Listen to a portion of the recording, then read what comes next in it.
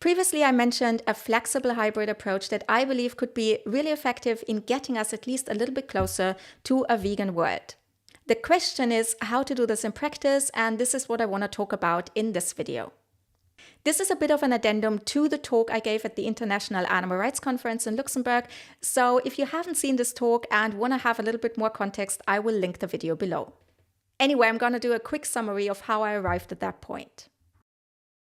So in an experiment, I compared the effects of an abolitionist strategy represented by a character called Abby versus a new welfarist strategy represented by Neve.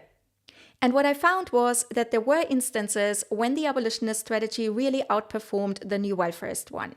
And this was the case when people perceived the message as aligned with their worldviews. However, when this wasn't the case and when people perceived the message as clashing with their worldviews, then it was quite counterproductive. Based on these findings, I concluded what might be a better idea is to combine these two strategies, or in other words, to use what I call a flexible hybrid approach.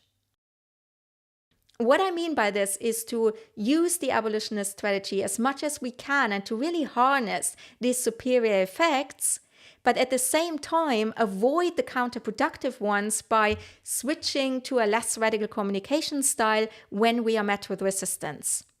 And that way, I believe that we will be able to achieve a better outcome overall. Now back to the question, how to do this in practice.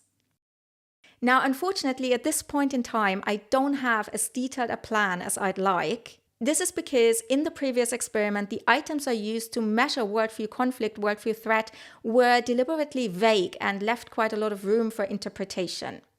So what I need to do now is to investigate this further and to really look into what is it exactly in Abby's communication strategy that has the potential to trigger worldview-related threats and worldview conflict.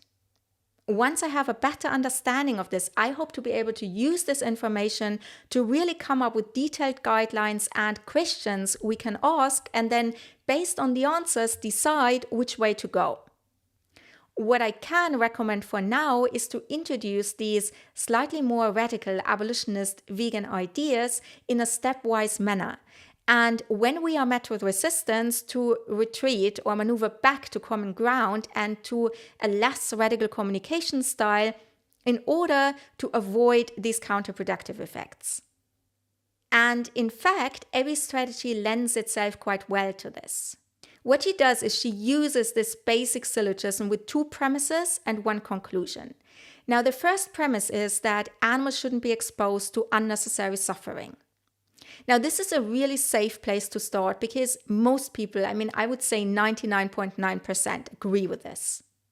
Now, the second premise is that all animal product consumption causes animal suffering and death and is unnecessary, and then follows the conclusion that any animal product consumption is morally reprehensible, is morally wrong. Now, in my experience, it's the second premise and the conclusion where things can get a little bit tricky. For example, I have encountered people who just don't seem to have a problem with non-human animals being killed.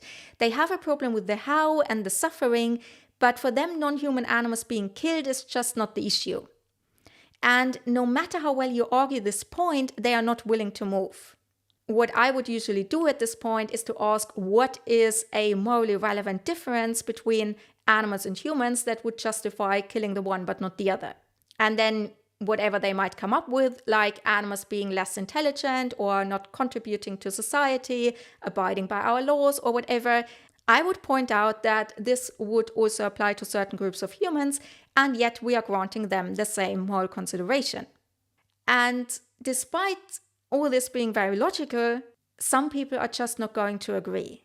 At least this is my experience, so maybe you have a better strategy. Please let me know. Anyway, whenever you are met with resistance and you don't seem to be able to move beyond that point, based on my findings, I believe it is a better idea to maneuver back to common ground and take it from there.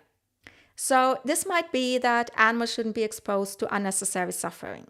So maybe this person is still willing to implement some changes. So maybe they are willing to eliminate or at least reduce their animal product consumption from supermarkets.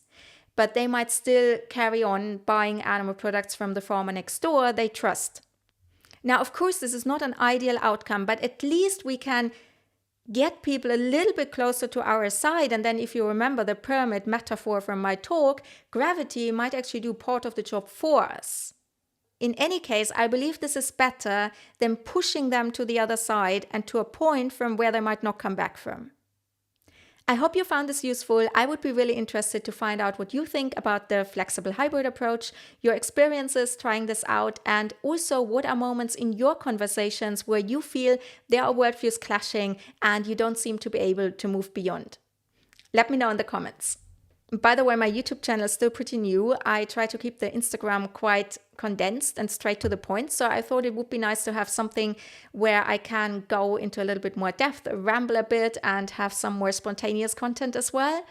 Anyway, if you like this idea and want to see more, please give this video a thumbs up and hit subscribe. Sounds really weird. This is my very first proper YouTube video, the first time I'm saying this. So anyway, I would be really happy if you stick around.